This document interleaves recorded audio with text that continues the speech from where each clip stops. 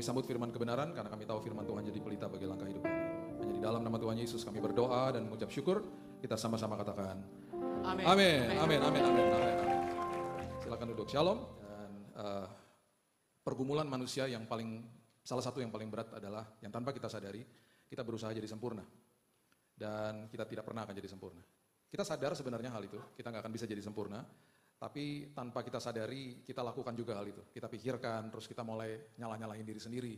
Saya nggak benar nih hidupnya ya.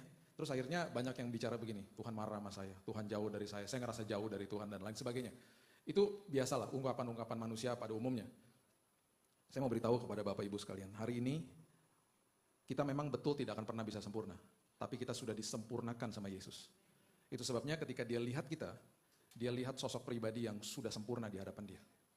Itu sebabnya ketika kita jatuh dan kita hidupnya mungkin merasa jauh dari dia, di depan dia, di mata dia, kita tetap sempurna. Karena karya Kristus bukan karena usaha kita. Semuanya selesai di kayu salib. Kita tidak sempurna, kita menyembah Tuhan yang sempurna. Dan hari ini kita disempurnakan sama dia. Itu sebabnya ketika kita mengerti ini, kita harusnya bangun pagi, kita merdeka hidupnya. Dan bahkan di dalam kelemahan-kelemahan kita, di dalam hal-hal yang justru kita nggak bisa, justru itu kesempatan bagi kuasa Tuhan disempurnakan dan makin disempurnakan dalam hidup kita. Salah satu perihal yang luar biasa adalah He is the author and finisher of our faith. Dia adalah pemimpin dan pembawa iman kita kepada kesempurnaan. Jadi kita bisa terima Yesus itu hanya dengan iman, gak bisa pakai upaya, Efesus 2 ayat 8-9. Kemudian kita akan mengatakan begini, iya Pak, iman saya nggak sekuat kemarin misalnya. Dan iman kita sampai kita nanti menutupkan mata di dunia ini, iman kita akan begini-begini terus. Karena apa yang kita lihat di depan kita akan mempengaruhi kita dan lain sebagainya. Itu sebabnya penting bagi kita untuk setiap hari kita katakan, Tuhan, hari ini pimpin imanku dan sempurnakan imanku. Karena aku nggak bisa, aku akan begini-begini terus setiap hari. Dan kalau kita melewati momen-momen musim-musim seperti itu, jangan pernah rasa tertuduh. Selalu katakan ketika dalam kelemahan kita, Tuhan, Engkau pemimpin dan penyempurna imanku Tuhan. Dan yang paling luar biasa justru Paulus katakan, di dalam kelemahanku, kuasa Tuhan bisa jadi nyata.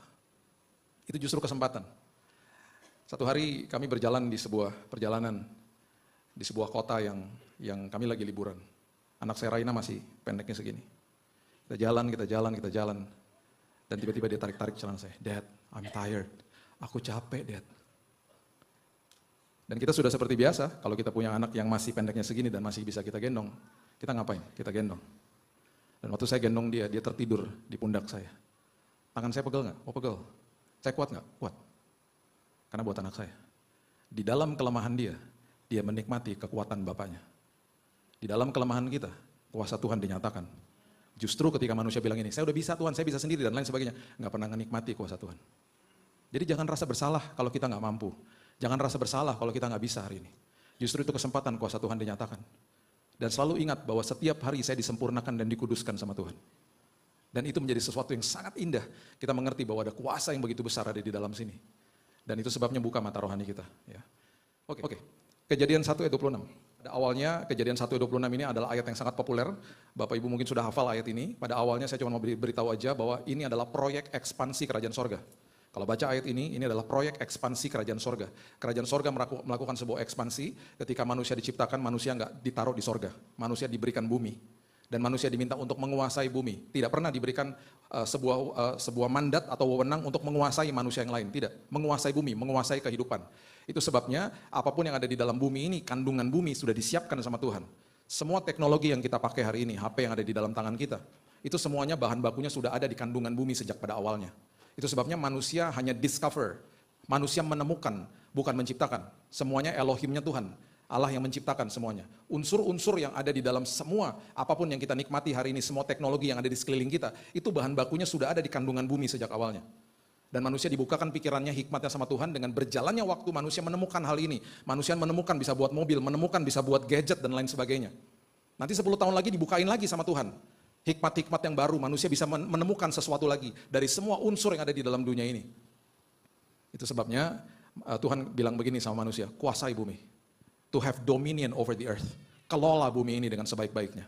Dan semua mandat ini diberikan tanggung jawabnya kepada manusia. Dan Tuhan berikan otoritas kepada manusia. Lewat apa? Waktu manusia diciptakan, diberikan ruah, yaitu rohnya Tuhan, dimasukkan ke dalam manusia. Tugas daripada roh itu adalah mengingatkan manusia tentang prinsip kerajaan sorga. Do anything in my values. Lakukan semuanya dalam prinsip atau nilai kerajaan sorga. Karena kamu diminta untuk menguasai bumi. Tularkan budaya kerajaan sorga itu di dalam bumi ini. Itu mandatnya manusia. Waktu kita dulu dijajah sama Belanda, ratusan tahun. Belanda mengirim sosok pribadi namanya gubernur ke Indonesia. Dan gubernur ini yang ditugaskan untuk menularkan budaya Belanda di sini. Siapa yang masih makan roti hari ini? Ada beberapa ya. Saya juga jangan takut-takut gitu katakan. Roti bukan budaya Indonesia. Budaya Indonesia itu nasi uduk kalau pagi. Nasi kuning, bihun, apalagi itu pecel kalau di Surabaya. Saya makan roti, karena dari kecil dibuatin roti. Saya duduk, mama udah tahu. Kalau Billy selalu roti pakai mentega Lure Park yang salted, yang asin. Itu dari zaman dulu. Kasih meshes atasnya. Asin-asin manis coklat, aduh enak banget. Atau enggak keju Kraft yang selai atau enggak, yang keju halus tuh. Aduh, itu dahsyat banget. Jadi kita udah digabung-gabung segala macam, pokoknya kita keluarga roti deh. Nah, kemudian budaya-budaya seperti itu tertinggal nih bagi kita nih. Kita masih lihat kota tua, beberapa keluarga kita masih ngomong Belanda mungkin, orang tua kita. Bayangin papa saya orang Manado, mama saya orang India. Orang India lahir di Batu Malang, pindah Jakarta. Ngomongnya bukan India, ngomongnya Belanda, karena penjajahan Belanda. Papa orang Manado dari kampung di Tomohon, pindah Jakarta. Dua-dua nikah, ngomong di rumah Belanda. Kan campur aduk semuanya, gara-gara apa? Gara-gara penjajahan Belanda. Waktu Indonesia deklarasi independen, gubernur Belanda kemana? Pulang ke negaranya. Waktu manusia deklarasi independen dari kerajaan sorga, kemana roh Tuhannya? Dipisahkan dari manusia. Manusia terpisah dari hadirat Tuhan. Dan yang terjadi adalah, yang tadi saya katakan, manusia tidak boleh menguasai manusia lain. Dosa pertama kali yang terdokumentasi di Alkitab adalah Kain membunuh Habel. Dan kata kerajaan pertama kali yang keluar di Alkitab, itu tercatat di dalam Kejadian pasal yang ke-10. Coba lihat sama-sama. Kejadian pasal yang ke-10, ayat 8 sampai ayat 10. Kejadian pasal yang ke-10, ayat 8 sampai 10. Kush memperanakan Nimrod. Dialah yang mula-mula sekali orang yang berkuasa di bumi. Kush ini cucu daripada Nuh. Nuh punya anak namanya Ham. Ham punya anak namanya Kus. Kus punya anak namanya Nimrod. Jadi Nimrod ini cicitnya Nuh. Ia seorang pemburu yang gagah perkasa di hadapan Tuhan. Sebab itu dikatakan orang seperti Nimrod, seorang pemburu yang gagah perkasa di hadapan Tuhan. Mula-mula, ini pertama kali kata kerajaan yang didirikan sama manusia. Kerajaannya terdiri dari Babel, Erek, Akad, semuanya ada di tanah Sinear. Kalau kita baca kitab berikutnya, Kejadian pasal yang ke-11, di situ kita akan melihat Menara Babel. Dan Menara Babel, project officer-nya adalah Nimrod. Dan menurut sejarawan Josephus mengatakan salah satu alasan kenapa dia membangun Menara Babel adalah karena dia ketakutan kalau sampai ada air bah dia ada di tempat yang lebih tinggi. Dia lupa bahwa eyangnya udah dapat busur di langit, yaitu perjanjian kudus antara Tuhan dengan Nuh bahwa Tuhan tidak akan menghukum bumi dengan air bah lagi. Itu salah satunya. Manusia mau pakai kekuatannya sendiri, manusia mau pakai kekuasaannya sendiri karena manusia terlepas daripada hadirat Tuhan. Lucunya ya, ironisnya, kebanyakan lah yang saya tahu ya, setiap kali ada negara yang mendeklarasi gedung ini tertinggi di daerah sini dan lain sebagainya, sesuatu terjadi sama negara itu. Tahun 98 Menara Petronas diresmikan di Malaysia. Gedung tertinggi di Asia Tenggara. Apa yang terjadi dengan Malaysia? Krisis moneter. Burj Khalifa 828 meter di Dubai. Ketika diresmikan, krisis moneter di Emirates. World Trade Center, sebelum ada Sears Tower, dia gedung tertinggi di Amerika. Kebanggaan ikonnya Amerika di kota New York. Hari ini udah nggak ada. Dihancurkan sama teroris. Jadi ketika manusia mulai mendirikan kerajaannya, mendirikan hari ini, konotasi bagi kita semuanya adalah mendirikan keinginan kita sendiri, mendirikan kerajaannya kita sendiri, karena itu paradigma gelap. Paradigmanya kerajaan iblis. Nah, fast forward ketika ditarik ke depan, waktu akhirnya Yesus hadir di muka bumi, dideklarasi oleh malaikat, kemudian ada masa hiatus di mana dia menyiapkan dirinya dia, sebelum dia mulai pelayanannya dia kemudian dikumandangkan namanya oleh Yohanes Pembaptis. Dan perhatikan apa yang Yohanes Pembaptis katakan, ketika Yesus mulai diperkenalkan kepada dunia. Matius pasal yang ketiga, ayat 1 dan 2 mengatakan begini. Matius pasal yang ketiga, ayat 1 dan 2.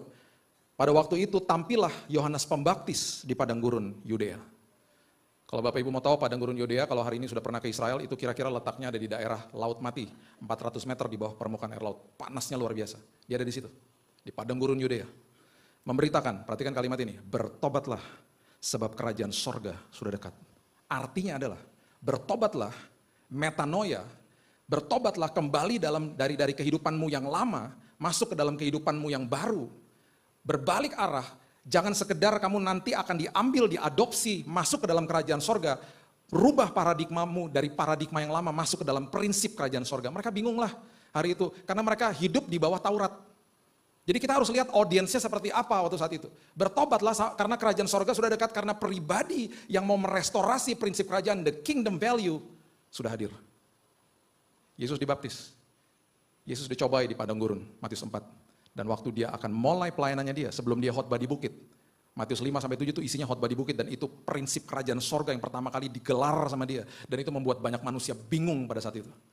Karena prinsip kerajaan yang sangat indah untuk menjadi pedoman hidup manusia. Baca berulang kali, Matius 5-7.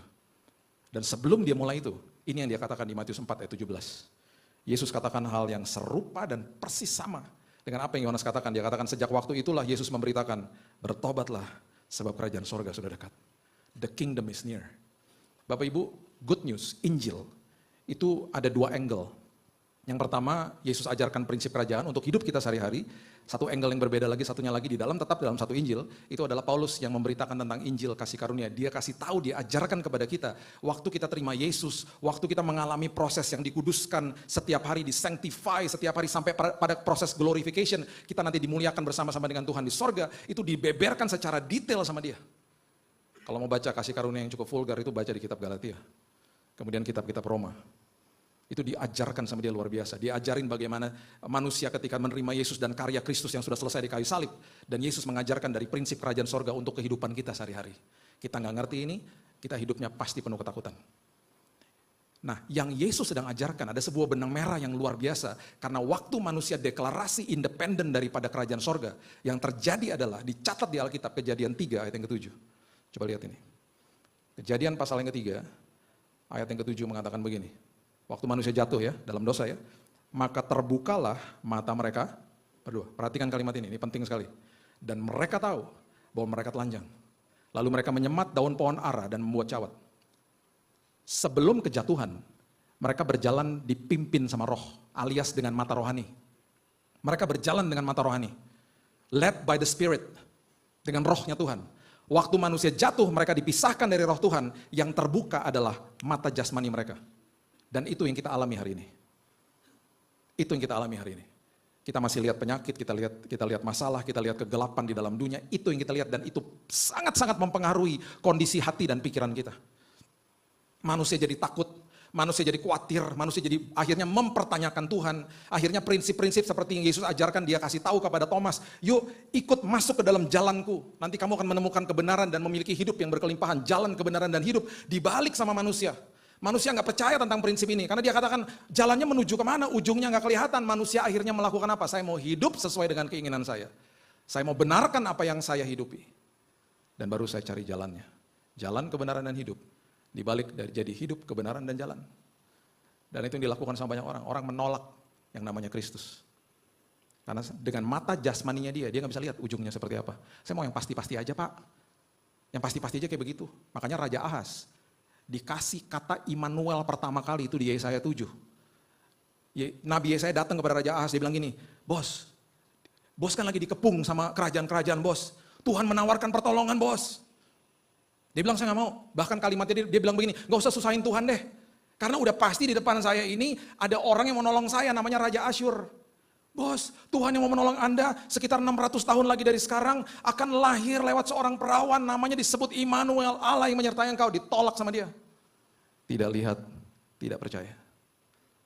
Level di atasnya, udah lihat, tapi masih gak percaya. Siapa? Petugas kubur Yesus melihat Yesus bangkit, prosesi kebangkitan. Dia kasih tahu sama mahkamah agama, mereka katakan jangan beritakan itu. Beritakan bahwa tubuhnya dicuri sama murid-muridnya. Kebohongan ini masih terjadi, masih tercatat sampai hari ini. Itu sebabnya kalau ke Israel nggak sampai 5% percaya Yesus. Kemudian level yang di atasnya lagi, seorang yang namanya Thomas. Yang Yesus kasih tahu tentang prinsip jalan kebenaran dan hidup itu diberitakan kepada Thomas. Karena dia tahu satu hari Thomas akan meragukan dia. Dia kasih tahu sama Thomas. Dan waktu Thomas percaya dia bilang gini, karena kamu udah lihat, kamu percaya. Kemudian dia tutup dengan kalimat, yaitu kalimat untuk kita semua hari ini. Diberkatilah orang yang tidak melihat namun percaya. Siapa? Saudara dan saya. Kita nggak akan lihat Yesus secara fisik. Namun kita dikatakan kita adalah orang yang berbahagia. Arti kata berbahagia adalah diberkati. Orang yang mengalami makariosnya Tuhan. Hatinya penuh dengan sukacita dan damai, hikmat, pengharapan di dalam sini.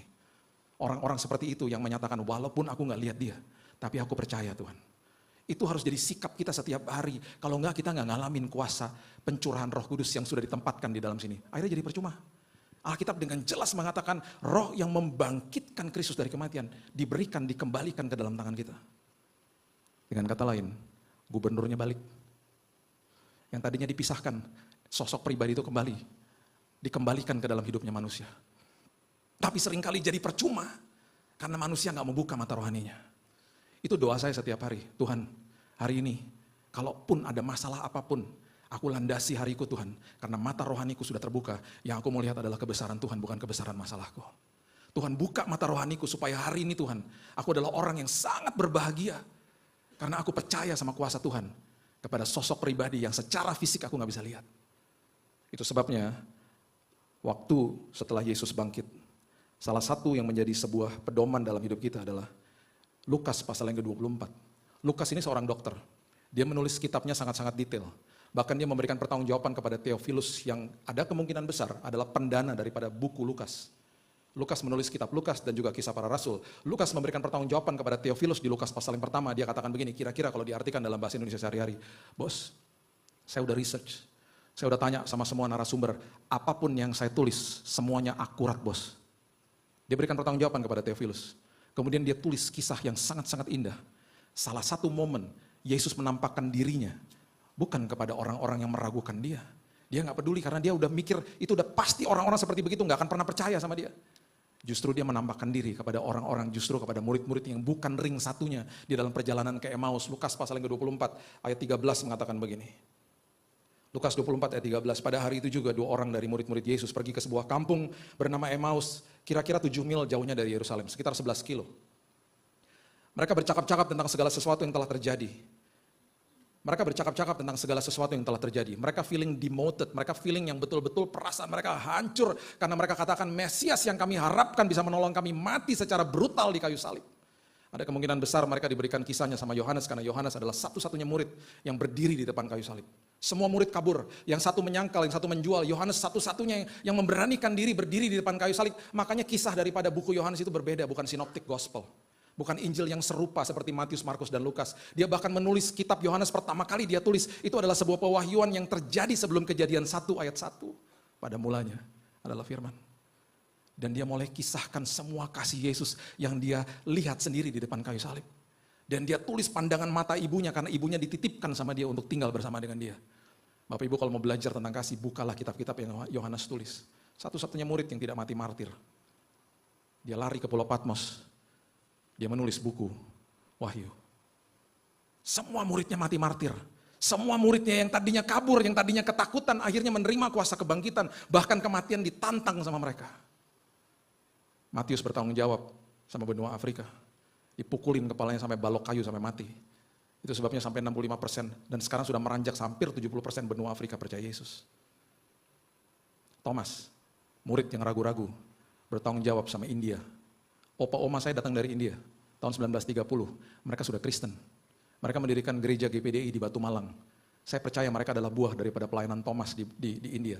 Kuburnya Thomas masih ada di India. Saint Thomas masih ada di sana. Bartolomeus dikulitin, disiram air garam waktu mati. Petrus di pemerintahan Nero bilang begini sama mereka, jangan salibkan saya seperti Yesus. Petrus yang tadinya pengecut, salibkan saya terbalik. Pecah pembuluh darahnya. Gak peduli dia.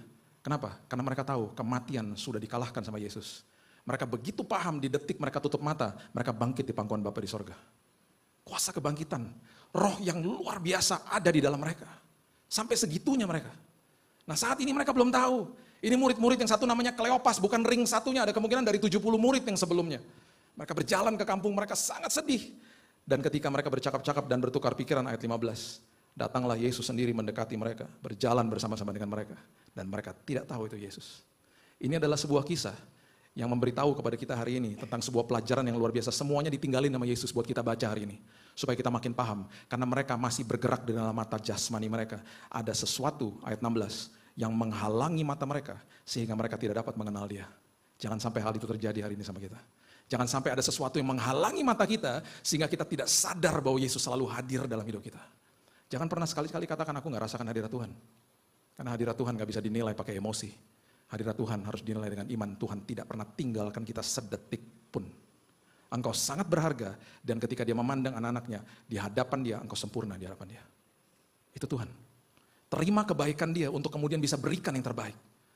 Kita didengungkan dari atas mimbar, ayo berikan yang terbaik. Kita bingung memberikan terbaik apa, karena kita nggak pernah belajar terima yang terbaik. Karena kita nggak tahu bahwa Tuhan kita sangat baik dan sangat indah dalam hidup ini. Mereka berjalan. Ayat 27 mengatakan, lalu ia menjelaskan kepada mereka apa yang tertulis tentang dia dalam seluruh kitab suci. Mulai dari kitab-kitab Musa dan segala kitab nabi-nabi. Ini kalau saya baca ini saya agak ngiri-ngiri sedikit sih.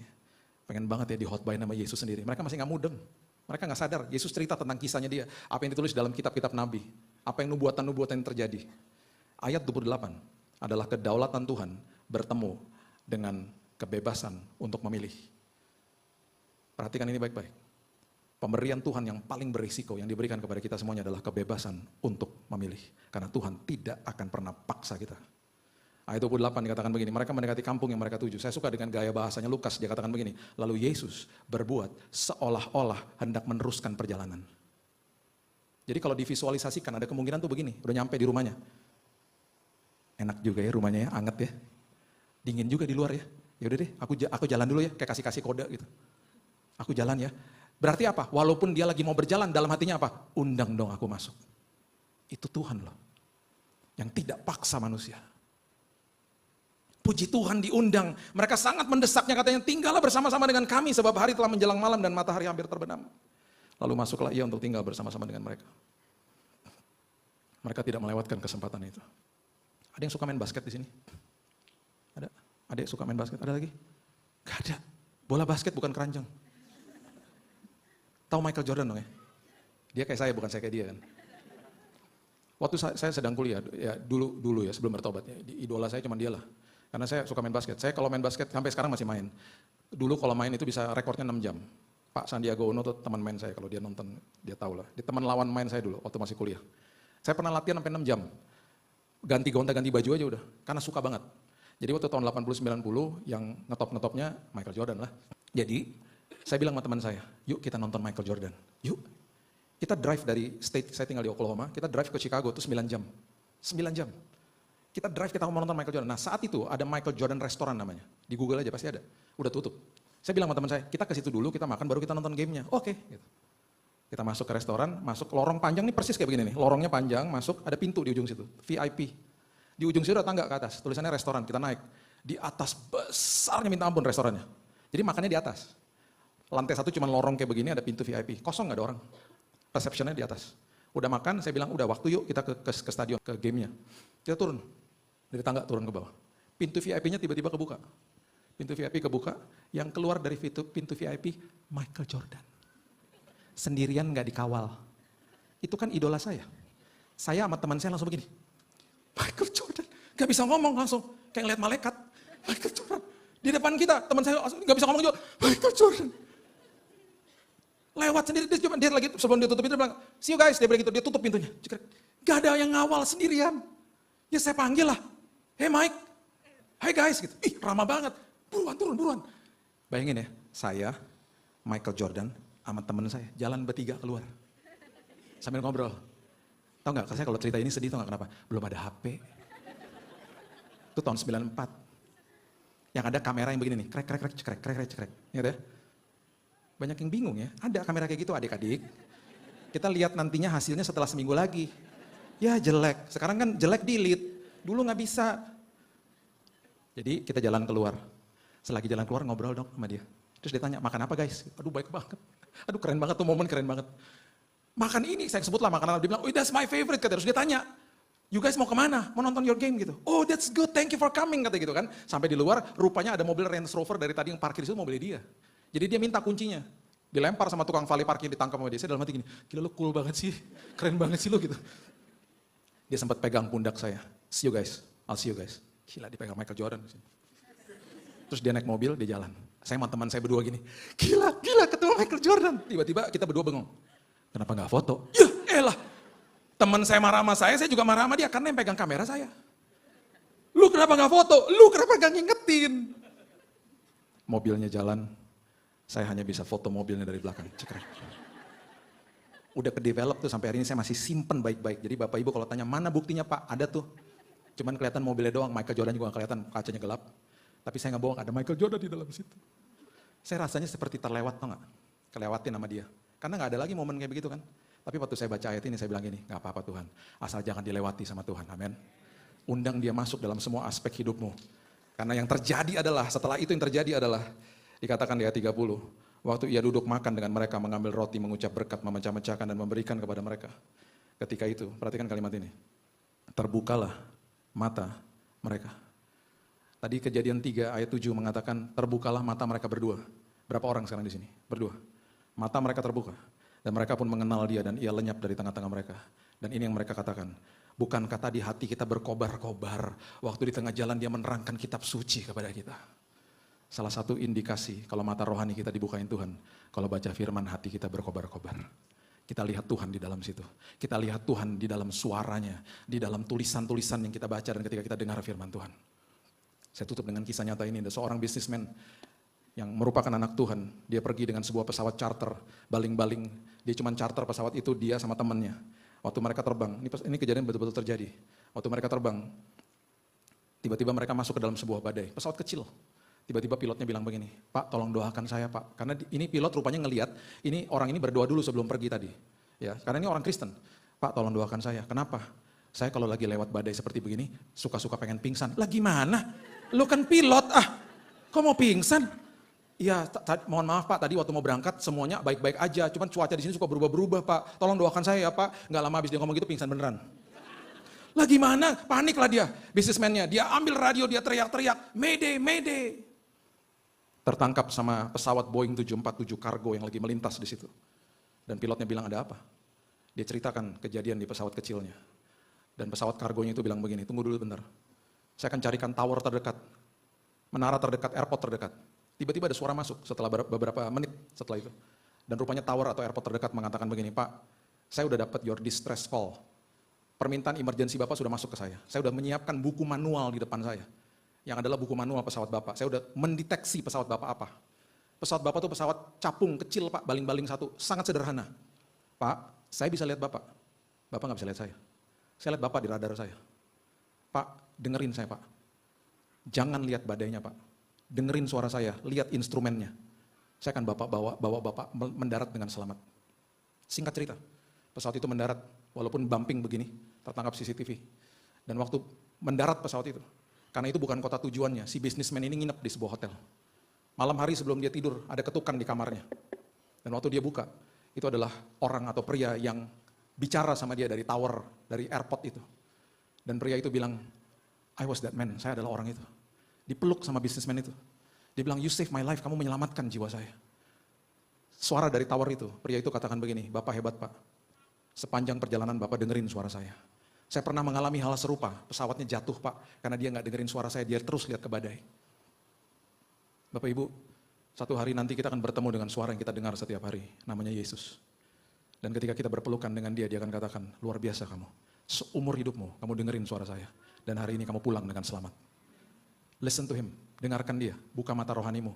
Dan saya percaya, kita akan menikmati hidup ini. Kita akan tersenyum. Walaupun kita lihat masalah, kita akan tersenyum. Karena kita akan lihat kebesaran Tuhan dalam hidup kita. Dan jangan lupa, kuasa Roh Kudus sudah diberikan ke dalam sini. Kita punya kuasa dan otoritas. Berikan tepuk tangan kita untuk Tuhan kita.